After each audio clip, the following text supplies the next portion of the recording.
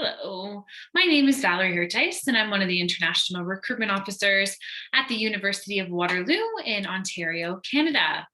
Thank you for taking the time to learn a little bit more about studying in Canada as an international student. I will cover some general application guidelines and admission requirements, share some tips and things to be mindful of when thinking of studying in Canada. And then finally, I'll wrap up with a highlight of the University of Waterloo specifically. So let's get started. So let's talk about Canada, your neighbor to the north. We have 10 provinces and 3 territories with a population of roughly 38 million people. We are the second largest country in terms of area and landmass.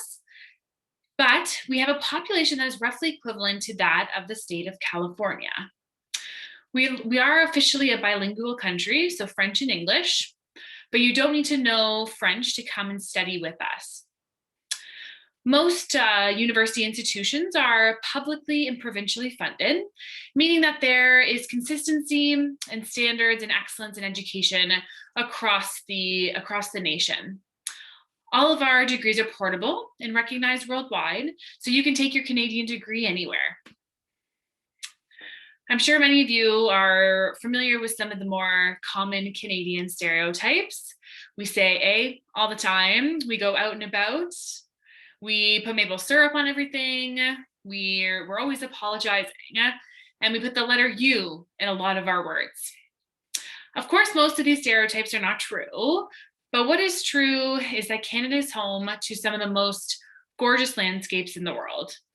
We experience all 4 seasons, sometimes even all 4 in one day.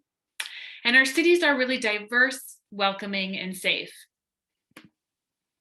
Canada attracts talented students from around the globe, and survey data suggests that the vast majority of our international students really enjoy their study experience. 96% of international students in Canada do recommend Canada as a study destination.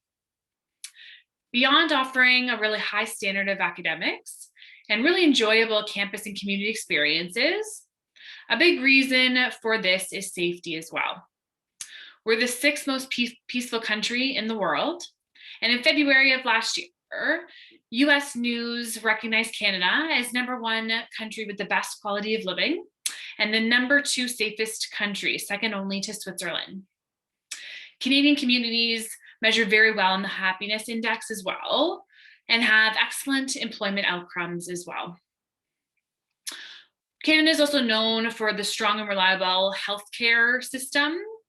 International students are no exception to this rule and to what we are really honored to have. Regardless of province and institution, students are supported and fully covered. Our campuses have many similarities to the United States as well. In terms of housing and on-campus living, it is not uncommon for the majority of students to live in dormitories for their first year. Though there are some commuter campus communities as well, it is popular for students to come together with a group of friends that they've met in first year and move off campus in the community that surrounds a university's campus into an apartment or some sort of student housing. Off-campus student housing is sometimes comparable to Greek life in some areas of the country, though it's not through any formalized organizations or processes that include like pledging and stuff. Greek life tends to be a little bit more limited, if not non-existent, when you're looking at certain communities within Canada. So a little bit different there. The ability to connect and form lifelong networks is really abundant through our student clubs, extracurriculars, and recreational facilities. In terms of athletics and recreation, students will most likely find the same types of sports and recreational activities that they're interested in or participating in at home. Where there is a big difference is the level of competition or the athletic association. So aside from a few cases, most Canadian universities do not participate in the NCAA or follow the Division 1, 2, 3 structure of the United States. Competition normally occurs in regional athletic associations. And then depending on the sport, each regional champion competes against each other to become the national champion. There are four main regional athletic associations that come together as university sports or youth sports at the national level. And in terms of facilities, most universities will have amenities such as fitness centers, pools, basketball courts, and lots of other things. Really to, in some cases, the sizes of these venues, like the stadiums and such, are notably smaller than those available in the United States. It's really rare for universities in Canada to have like a 50,000 plus seat football stadium. That's just sort of one example. And the major reason for this is the difference in sort of our smaller population, and then the focus of being a student first. So we do call them we do coin the term student athletes. And aside from varsity or inter-university competition, there are opportunities for students to compete at the intramural level or informal club level at their respective universities as well. Student life in Canada can appear to be very similar to that of universities in the United States. A key trait of Canadian student life experiences can be summarized by the theme of diversity. Starting from the physical options and geographic locations, students may choose from coastal communities along Canada's east or west coast, to maybe choosing larger major urban financial centers like Toronto, Vancouver, or Montreal. There's lots of different sizes of communities in between that as well. Canadian universities range from about 1,000 students up to 90,000 students. So depending on if you are looking for more of a rural experience or a bustling community or any point in between, there's really going to be something for you. So there's a really wide range of tuition and fees across Canadian universities and programs. So it is best to check with the institution that you are interested in to get those details. Tuition fees in many institutions are even different between different programs too. And please remember that fees posted on our institution websites are usually in Canadian dollars. So make sure you complete the currency exchange when comparing it to US institutions. Many universities have compulsory fees you need to take into account, and others might be optional. And that does include housing, meal plans, and textbooks. Most universities will have some sort of scholarship or bursary for all students as well. And this is typically based on academic merit. There's a huge range in terms of how much an institution will award as well. It will vary across universities and even within the individual programs at universities too. There are a certain number of scholarships that will require an application, and many institutions, many of the students also are considered for many of the entrance scholarships, and this is done automatically. It's important to note the big difference in sports scholarships. This is treated very differently than American colleges. Typically, it is up to the coaches to award a certain number of smaller scholarships to athletes, and there's no full ride scholarships available. Many institutions in Canada will also accept the FAFSA loans, but there are some restrictions, so it is best to connect directly with the institution. Many schools are also listed as an eligible international institution with the US Department of Education 529 plans. It's best to consult your state 529 plan to discuss how to begin the distribution process for those funds. And then some schools will also accept certain private loan funding, but it is best again to check with the institution to confirm this. You don't usually think that traveling abroad will make things more affordable, but in the case of students within the United States, it is true in regards to studying in Canada. With our tuition cost, even for international students, it is often lower than what many out-of-state tuition prices would be. We are a competitive option for many students within the United States, especially when you take into account the current currency exchange. This makes housing, food, overall expenses cheaper as well. Keeping in mind our healthcare costs for students are also much lower. Alongside that, the co-op and work-study options are widely available, and international students are a top priority for universities to help and assist. International student work permits give students the ability to work during their time in Canada during your studies, up to 20 hours per week during your studies, and then up to 40 hours per week in those summer months that you have off. And students who have completed a 4-year degree have the ability to remain in Canada for up to 3 years post-graduation to work. So now I'm going to share just a little bit of information about employability specifically for students who are in the US right now, and then looking to complete a Canadian degree. So again, all degrees in Canada are internationally recognized.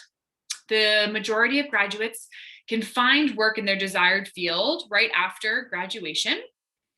Graduates can return home, stay in Canada, or go elsewhere for work for further studies. And one way in which Canada degrees are sort of set apart is the huge emphasis on experiential learning and gaining hands-on experience. At many institutions, there's a focus on ensuring that students can get the hands-on experience through maybe research, through co-op internships, practicums, traveling abroad, and volunteer work. Having this hands-on learning as part of your degree really does help in lots of different ways to prepare you for the workforce.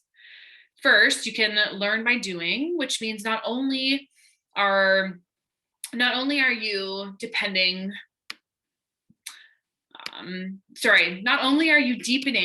your understanding of the material, but you're also learning about yourself. Second, experiential learning opportunities are really a great way to be a part of the field that you want to work in. So by working with companies and organizations in your field, you get to meet people and make those really valuable connections. This can sometimes lead to job opportunities when you graduate, and it also helps you explore some of the less traditional jobs or paths in that industry, which may be of interest to you. And third, experiential learning opportunities can be a big financial benefit as well. While there is certainly a variety when it comes to whether an opportunity pays or not, it really depends on the program and the university. Those that do pay, it can be a really great source of income for students. And of course, student supports are available for everyone throughout this entire process. Hopefully now you have a sense of how Canadian post-secondary institutions provide fully portable and recognized degrees, how Canada has emerged as a world leader in education, ranking 3rd for quality of education, life, and job prospects for international students. And students choosing Canada get excellent preparation for both graduate studies and the job market in Canada and abroad. Some programs also share accreditation with the United States. Engineering is a great example of this. But it is good to be mindful of where you plan to work and live, as certification and accreditation processes can vary by country as well as state and province. Professional degree programs really provide the educational background for you, but you're responsible for the actual accreditation or certification process that goes along with it. For example, I'll use engineering again. Engineering students often complete their coursework and maybe co-op work terms, and then would go to the field after graduation to work. However, you would still need to follow the process to becoming a professional engineer. It's not automatic, and it can vary by country and also by region.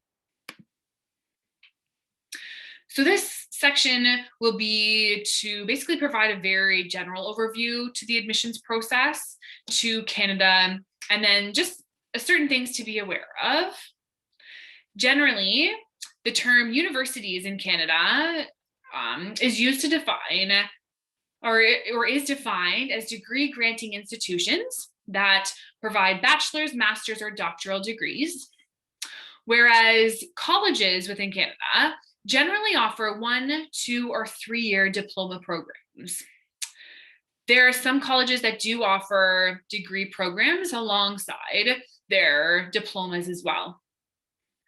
Most Canadian institutions are public and held to the same quality standards. So it's about finding the right fit rather than a tiered ranking-based system.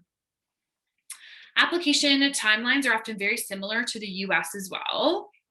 Fall is sort of that early admission timeline, although Canadian universities don't offer the same early decision or early action policies. The financial aid deadline is typically in February or March for most universities. And then confirmations to Canadian universities are generally around the May 1st kind of deadline as well, maybe into June as well. Many schools in Canada work on a rolling admissions timeline, and some programs do follow a hard deadline. So it's always really important to check the school's application pages for those specific timelines and deadlines. In general, academic achievement is really the key criteria for admissions to a Canadian university. Generally, we focus on junior and senior year transcripts.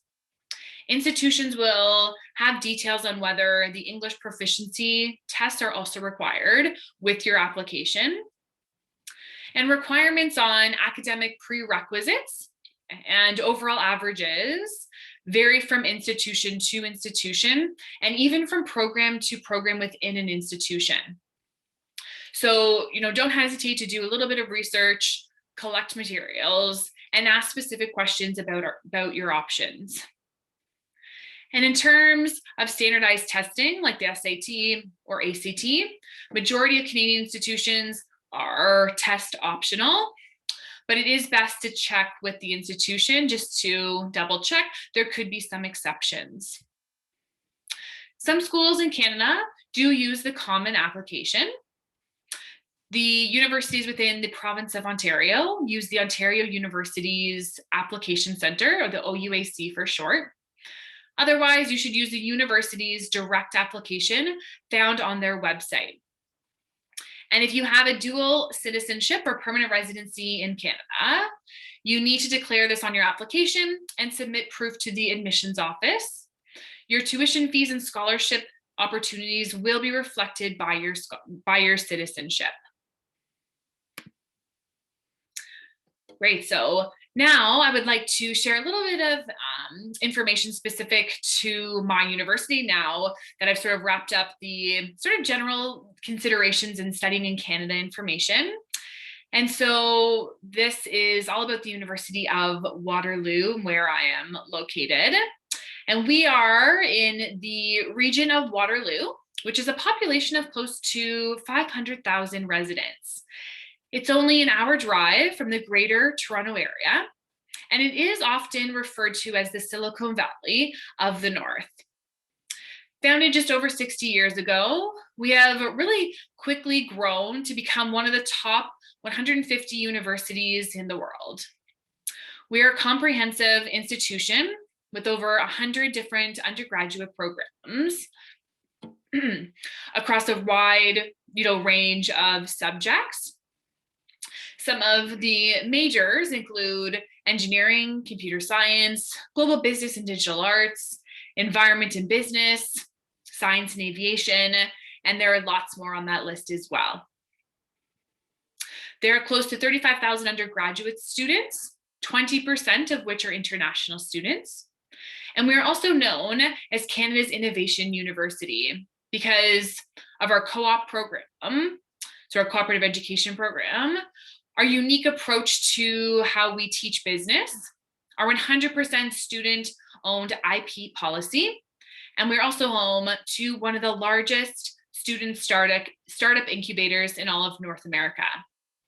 And co-op or cooperative education really is a big part of who we are. And we are now home to the largest co-op program of its kind in the world, with close to 20,000 students enrolled and over 7,100 employers across the world. And from the very beginning, Waterloo was really designed to be different. We teach our students to think in really new and innovative ways, and to connect research and academics with real-world challenges and opportunities. Now, in terms of admissions, applications are submitted on the OUAC, so the Ontario Universities Application Center, and then the required documents are sent to us electronically. The deadline is typically February 1st every year. And we require the high school diploma with prerequisite courses at the AP or senior honors level. Admissions averages will vary by major. Reference letters are not required. And the only program right now that does require the SAT or ACT is our engineering programs. But if you are unable to complete it this year for lots of different reasons, please just connect with our office directly. And engineering at Waterloo also requires chemistry in addition to the other required courses for consideration. We also have the admissions information form that allows students to tell us more about yourself. And it's really similar to a personal statement, but it is short answer. We want to see that you have interest sort of outside of strong academics. And students are automatically considered for all of our entrance scholarships. And finally, if you are looking at some sort of comparable universities within the United States, I would say that we are most similar to the University of Cincinnati, Drexel University, Georgia Tech, and Northeastern. So there's more information on how to apply and to get those admission requirements can be found on the links provided on the slide in front of you. And now I just want to say thank you so much. I hope you learned lots of really interesting things about studying abroad, studying in Canada specifically, and then also learned a few things about the University of Waterloo, where I'm located. You are always, feel free to send me an email anytime if you do have questions. And thank you so much again.